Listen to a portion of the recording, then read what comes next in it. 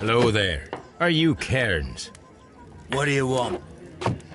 We've heard all about the gambling on arm wrestling here. You seem like the likely sort, and I'm up for it. I start at 10 shillings. Suits me.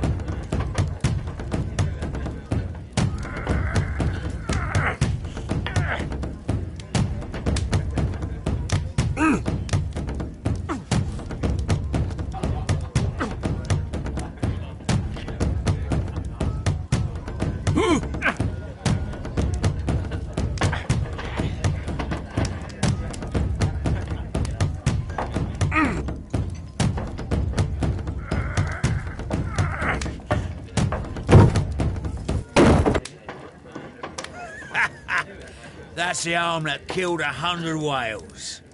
Care to lose another 10 shillings?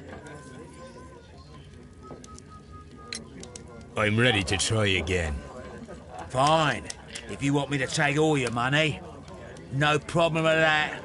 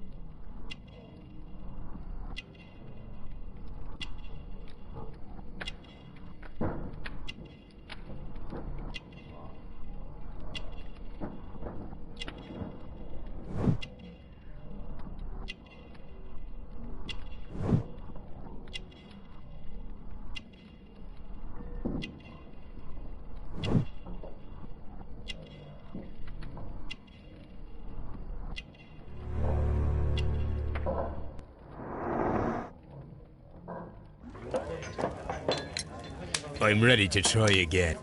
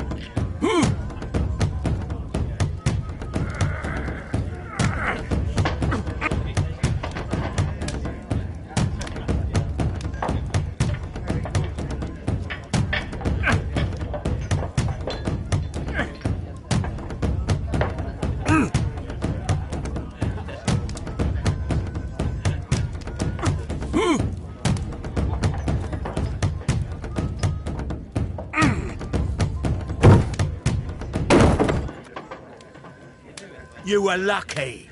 I wasn't focused. Let's go again.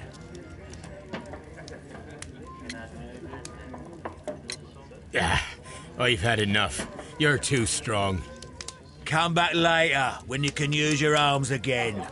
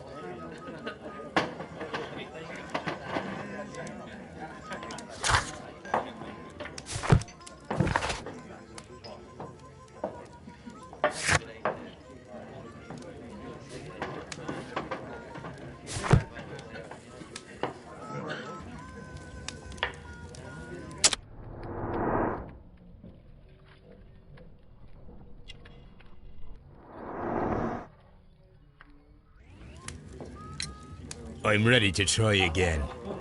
Fine.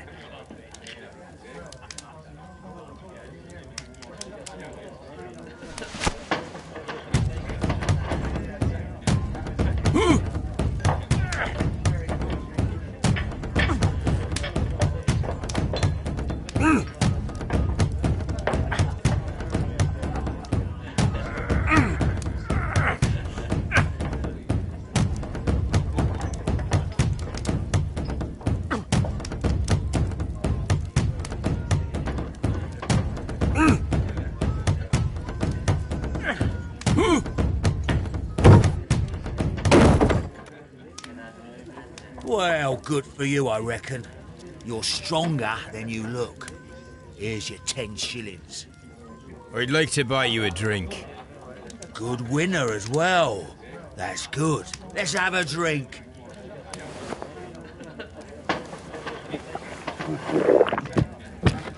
You're a good type. Seems you've managed to settle down in life. You've got money, eh?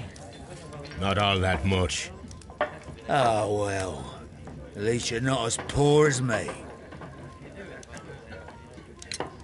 Why do you say poor? You're not working? I'm a harpooner. But you see, the whalers are rare. They don't pay much. So, as a result, I find myself arm wrestling to pay for my drink. A harpooner. Interesting. You've had a lot of adventures, I bet. Ah, of course.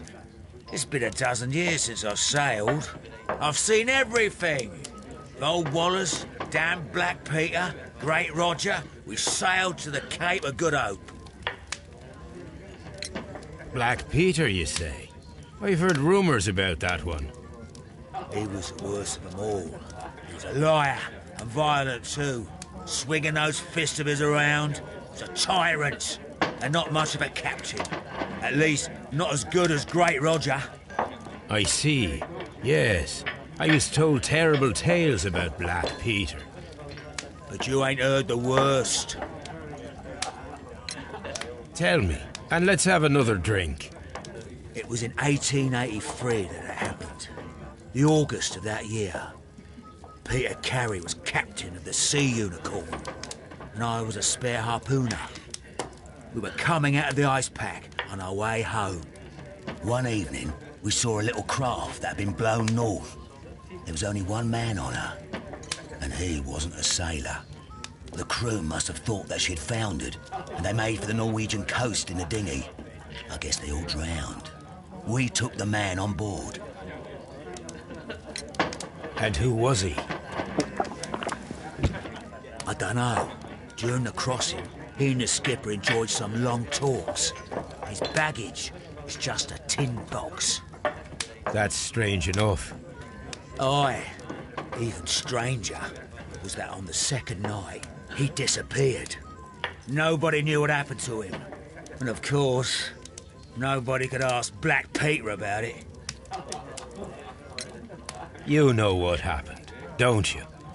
I do. I saw the skipper tie his heels and push him over the rail in the middle of my watch on that dark night. 2 days before we sighted the Shetland lights. Black Peter's a murderer. Aye. Those that know him wouldn't be surprised to hear it. But all this must stay between us. All right? Of course. Back in a second. I'm off to the Kazi. I'll be here with my drink.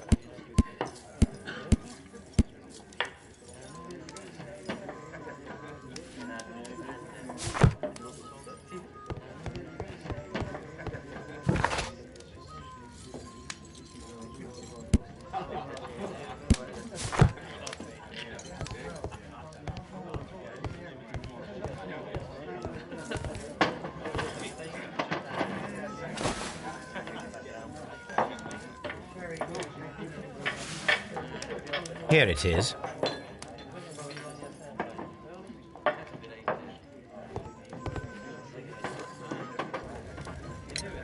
Have you got any tobacco? I've run out of mine. Nah, I lost my pouch. I don't know where. Wait a minute. What's this? Oh, is this your tobacco pouch? Well, oh, it is. Well, I have to go now. I know a captain who's planning an expedition to Cape Cod. Captain Ahab's his name. He commanded the Pequod. He might need good harpooners. I'll tell him about you. Maybe. If you like, aye. I'm done here. It's time to leave.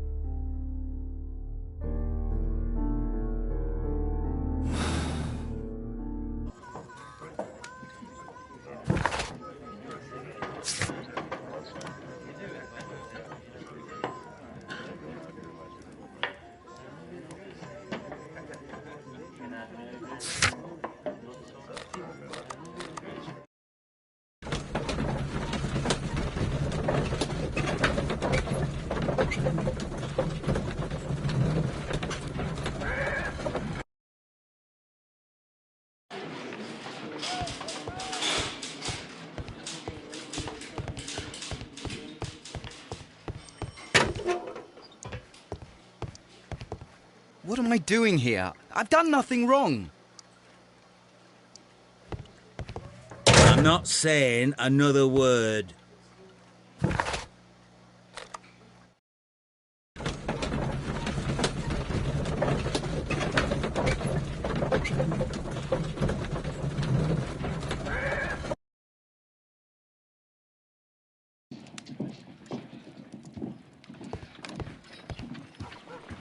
You met Patrick Cairns, the harpooner. Do you believe he's the murderer?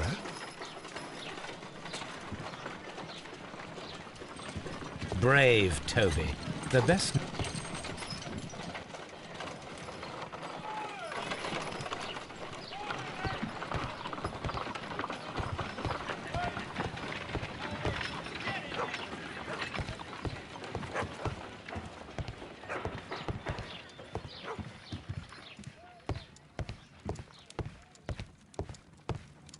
My archive. My archive. My eye. This is where...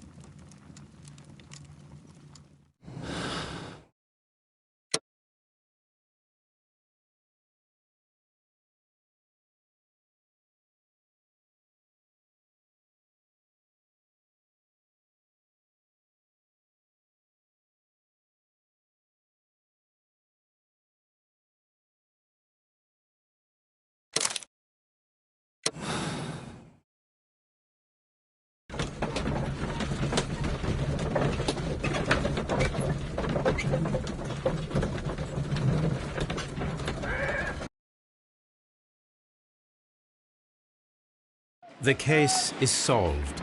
I am now ready to present the guilty party. So tell me, who killed Black Peter? It was Liam Hurtley. That doesn't surprise me. I've never seen a guiltier-looking fellow. He was in love with Judith Carey. It caused a conflict that proved fatal for her husband. I see. Come on now, let us confront him. Liam Hurtley, you are formally accused of the murder of Peter Carey. We are aware that you were in love with Carey's wife.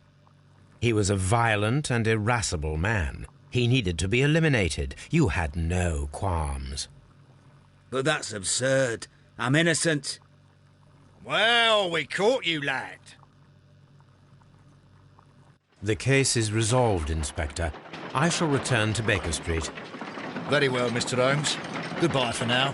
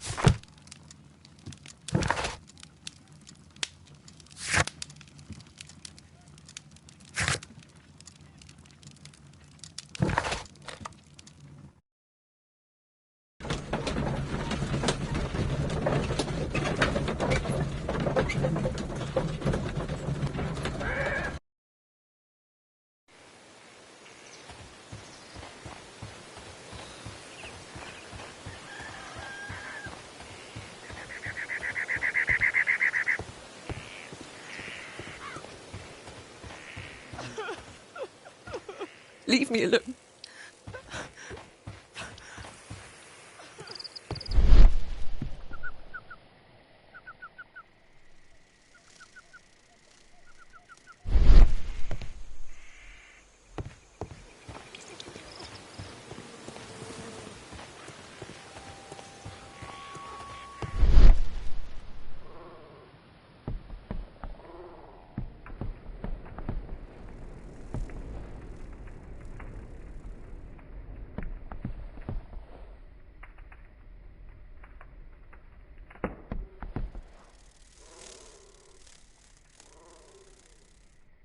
This place is not covered with dust, like the rest of the shelf.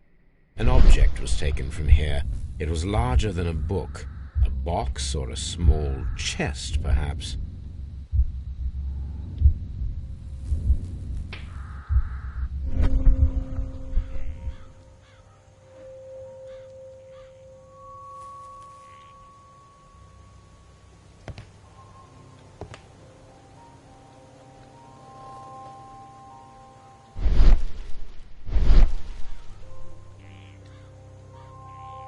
Dundee. Dundee. Hammerfest. It's a whaling map.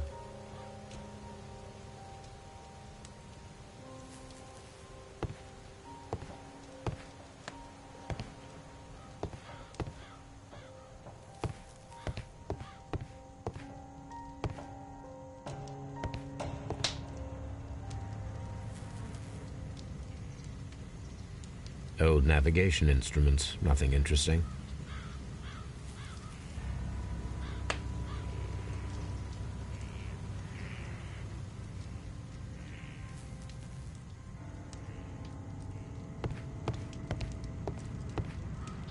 The Sea Unicorn.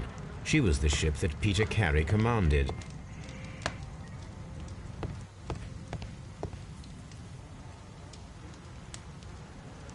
Rum. A sailor's drink. Someone drank. Someone...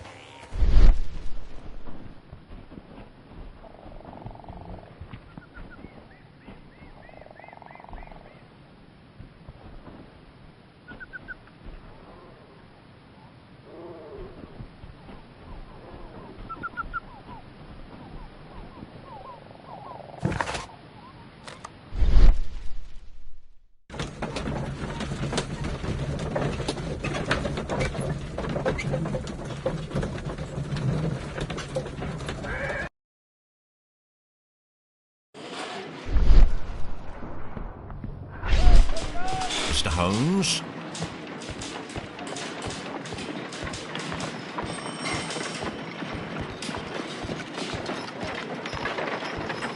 At your service, Mr. Holmes.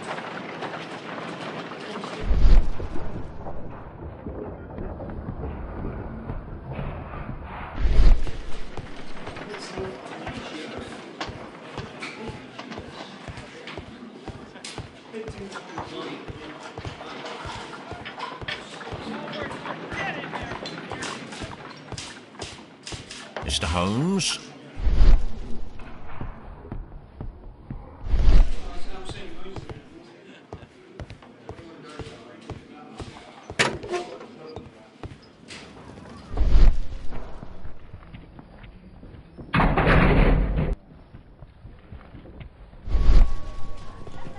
These are the suspect's belongings.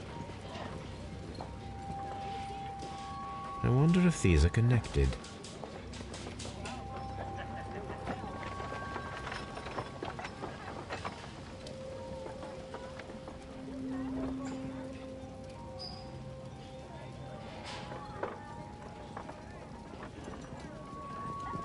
Now we have the proof that Nelligan's papers were indeed here.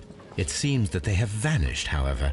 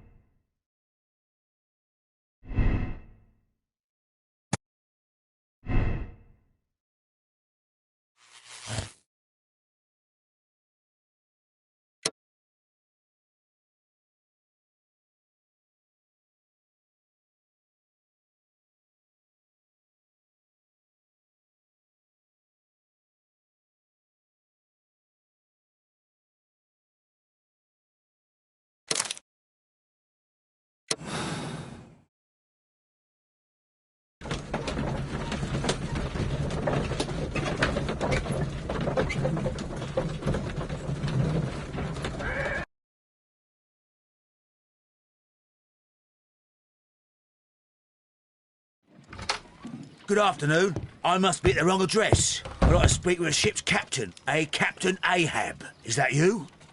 No, my name is Sherlock Holmes. That detective fella? So, you wanted to see me? That is correct. We need to talk. About what? About Black Peter, who was killed in his own hut with a harpoon. You know? don't you? Yes. How? The tobacco pouch. You recognized it. The sailor. It was you. Unbelievable. Well, fine. I confess. But if you really do know everything, you should also know that I didn't want to kill him. He made me do it. I know. Did you know about this story with the bond certificates? Did you need money? Yeah. I just wanted him to cough up a little silver. I'm out of work, and I thought maybe he could help me. Well, he refused outright, and he insulted me. I reminded him I knew all about that murder he committed at sea in 1883. Then he got mad when I spoke about his treasure. I barely just had time to throw the harpoon at him before he could jump at me with his knife. You know the truth. What will you do now? I ask that you return the bond certificates. Keep some of them. You will need them in your exile. It is better that you leave the country for a few years. And you won't say anything to the police? I will not say anything as long as you return the money. Well, I'll do as you ask. But what about Inspector Lestrade? I will deal with him. Goodbye.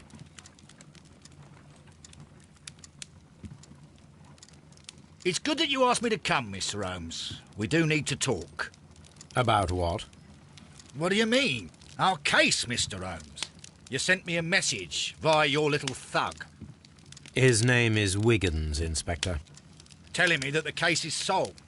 Well, Mr. Holmes, tell me, who is our murderer and where is it? The morgue. Eh? His name is, or rather was, Pablo Coventrao. He was also on the ship with Peter Carey, and he was a harpooner. I'll tell you everything, Inspector, but do calm down. Mrs. Hudson will bring us tea and orange cake. Orange cake? You're spoiling me, Mr. Holmes. That's my favourite. Ah, Mr. Holmes.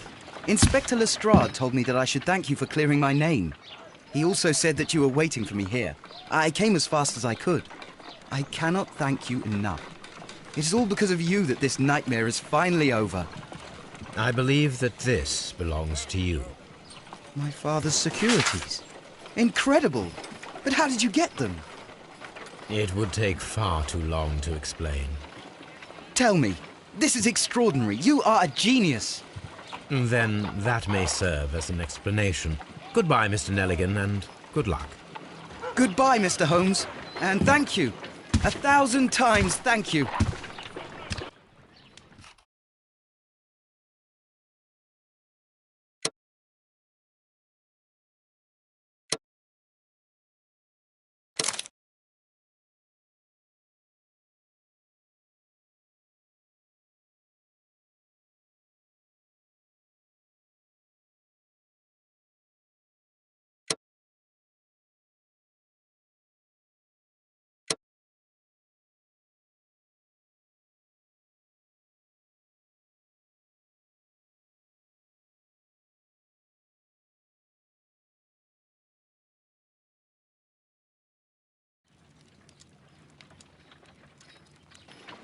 This trip to the countryside will be good for you, Holmes. As your friend and your doctor, I really do recommend that you give yourself a complete change of scene. Fresh air, brisk walks, bird watching, chopping wood. Sounds intolerable. Certainly it sounds delightful. But you haven't yet told me who your friend is, the one we're going to visit. He is a bee lover. A bee lover? Do you mean that he keeps bees? That must be Mrs. Hudson, bringing the warm cloth that I requested. There is someone to see you, Mr. Holmes. I have no time. Send whoever it is away. Yes, Holmes, I really think we ought to leave now.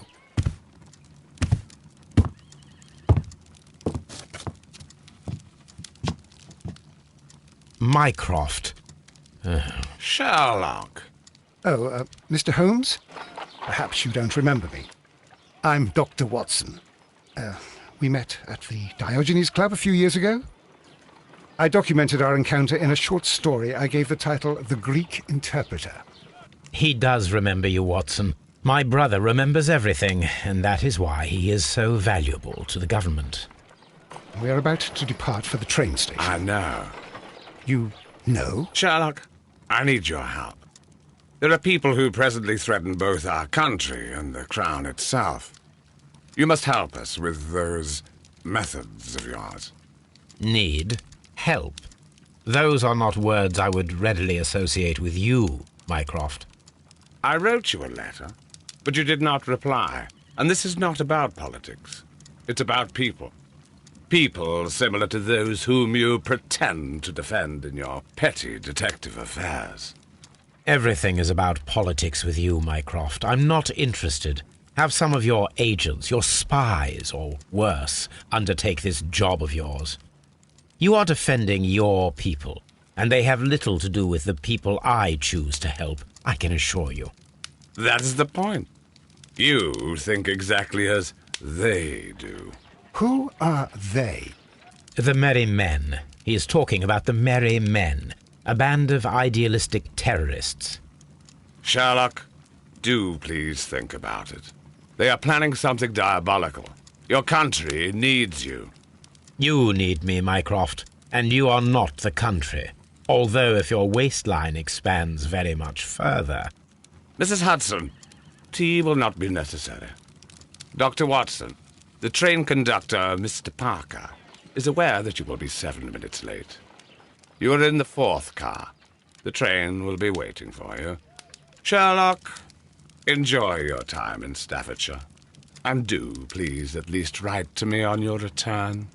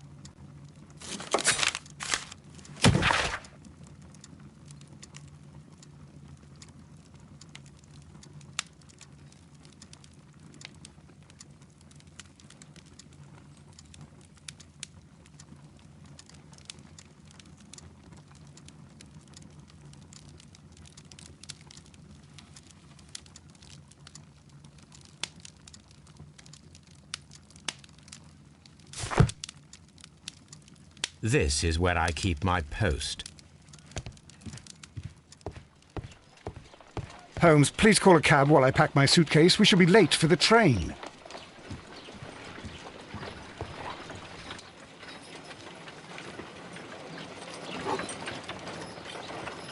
Look after Mrs. Hudson for us, Toby.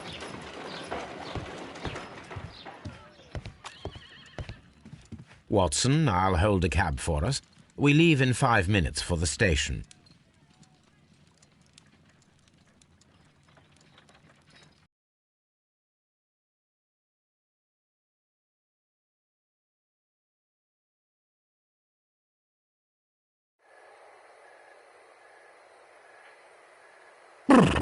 What a gloomy night.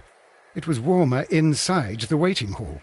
Since the station master told us that the train is about to arrive, we should not have to wait very much longer. Yes, at last. Attention! The train is arriving at the station. Please stand well away from the platform edge. I'll take your bags and your blasted archive suitcase. But, Holmes, the headlight. It's faded away. Something is wrong. I can't hear any sound from the incoming train. Excuse me, sir. Can you explain what has happened? I don't know. It's as if the train vanished into thin air. Holmes, say something. Quick, fetch a lantern and let us take a look. It's too dark. Only fog and rails, nothing else. There is no use in stumbling around here at night. We will come back tomorrow.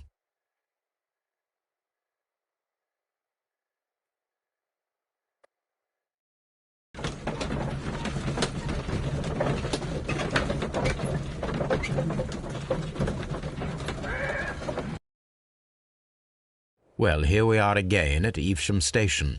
We have a full day ahead. Let us begin our investigation.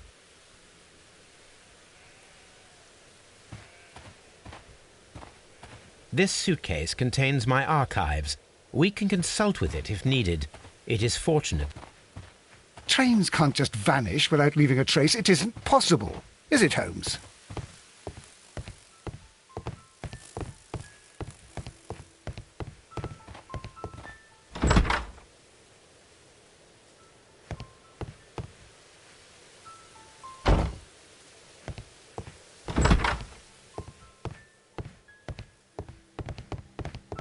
What should we do next, Holmes?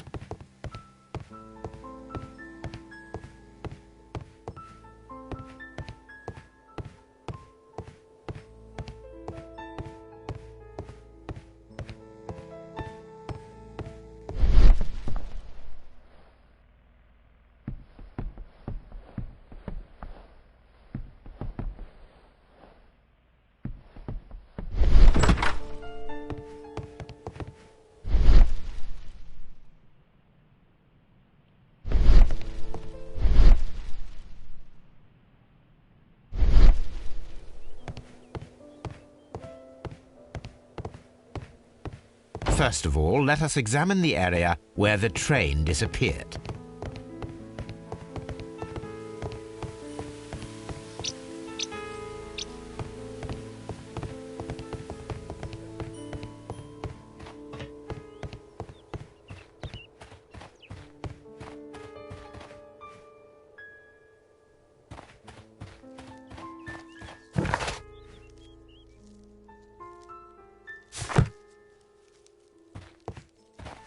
What should we do next, Holmes?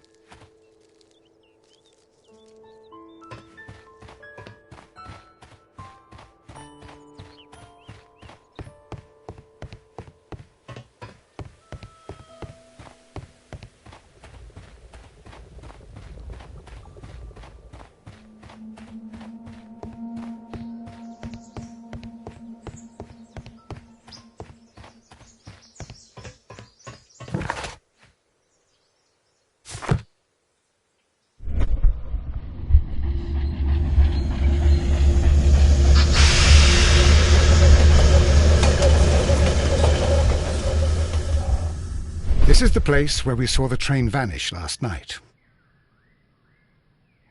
Railway sleepers, nothing unusual. Railway sleepers, nothing unusual. A discarded item, possibly thrown from the train. A discarded item, possibly thrown from the train. There are no tracks or footprints on the ground.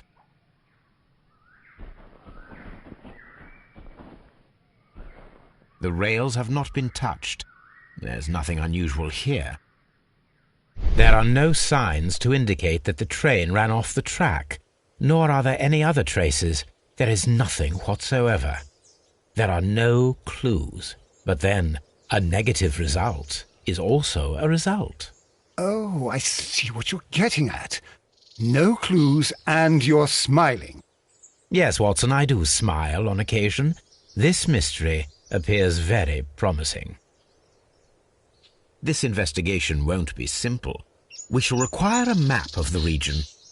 Perhaps the station master could lend us one.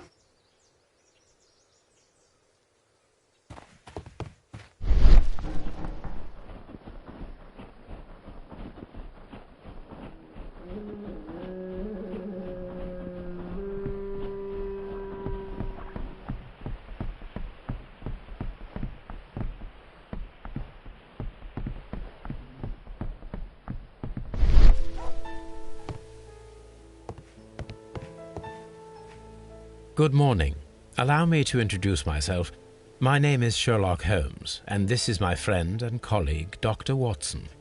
Yes, I remember you. I'm Station Master Everett. You were here last night. So, you are Mr. Holmes, the great detective. Will you be investigating what happened? I shall indeed. It is extraordinary that an entire train could disappear like that. And to think of all the poor people inside it, the passengers, the driver.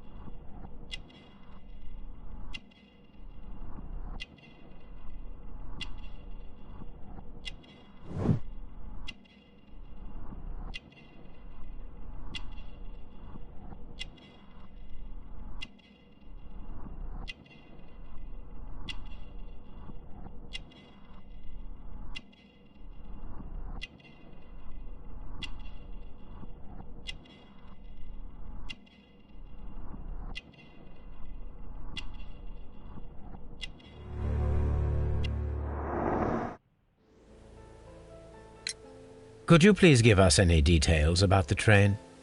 Well, there was nothing so very special about it. At least not that I can recall. My memory's not what it used to be. However, if you need it, you can have the train composition report. It's inside my office. I would be glad to have a detailed map of the local railway district. But of course, please. Take the one that's pinned inside the waiting hall. See you later, my good man.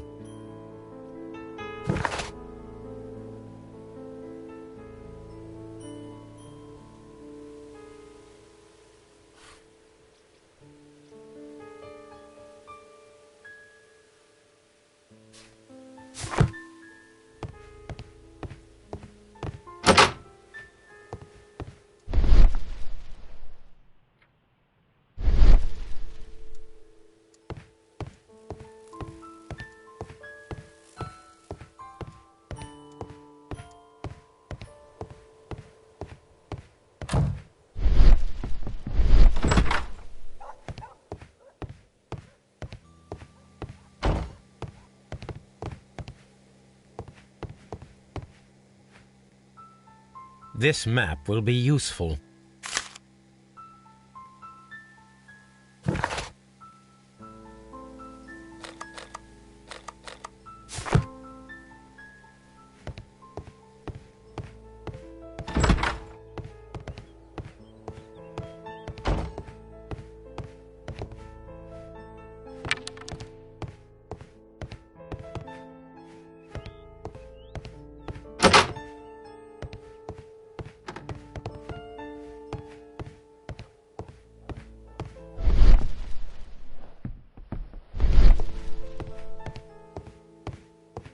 This part is probably from a locomotive.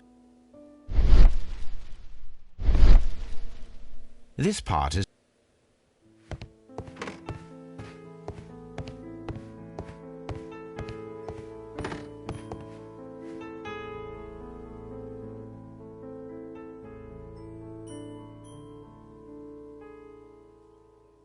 an old locomotive bell.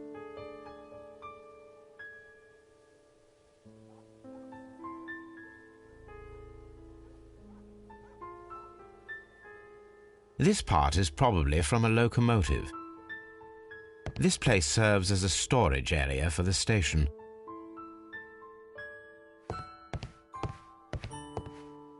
The whole train?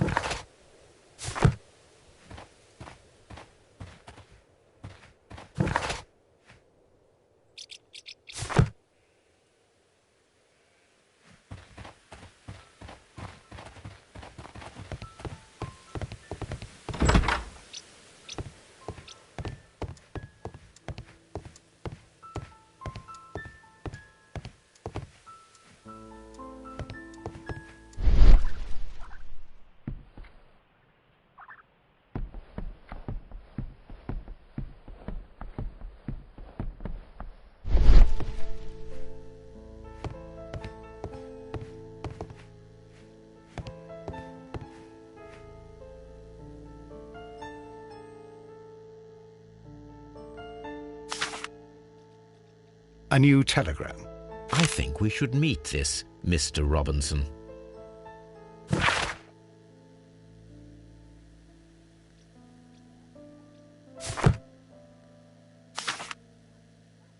Here is the train set.